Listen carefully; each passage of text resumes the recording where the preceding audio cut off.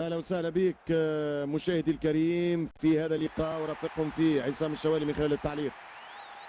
مساء الخير الجميع، معكم مرة أخرى عصام الشوالي، ويرافقني عبد الله الحربي كالعادة في متابعة لقمة المباريات. أي متعة ننتظر، عن أي لقاء سأعلق، عن أي الأسماء سأتحدث، سأغني لمن، سأعلق لمن، سيعبر من سيبكي من. يا رب تكون مباراة مذهلة، يا رب تكون مباراة ممتعة. هذه دائما هي دعواتنا دائما في البدايات. عصام الشوالي ومعي عبد الله الحربي، نتمنى لكم فرجة رائقة عبر شاشاتنا.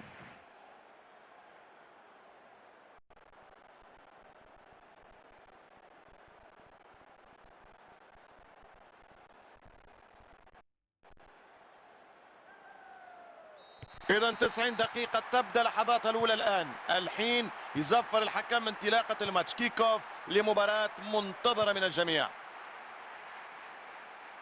يرجع الكرة للخلف،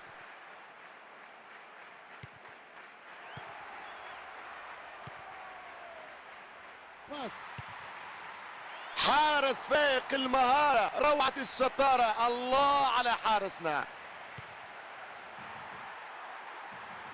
تمشي كرة ممتازة جدا، جول،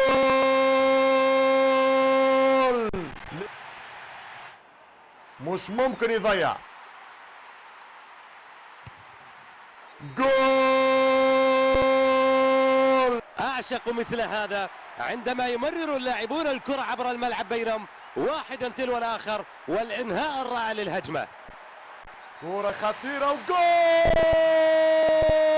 هدف هدف هدف. يا كرتي خيرتك فاختاري، فأرجو أن لا تحتاري. مش ممكن هذا الهدف. شوف وثبت. خليني نتكلم، خليني نعبر، خليني نريح ونرتاح. هدف يوصلنا للنشوة، للفرحة، للارتياح. يقدم مجهود، يخلق فرص لهذا النجم. هدف مهم جدا. الماضي لك وبكرة لك وبعده لك.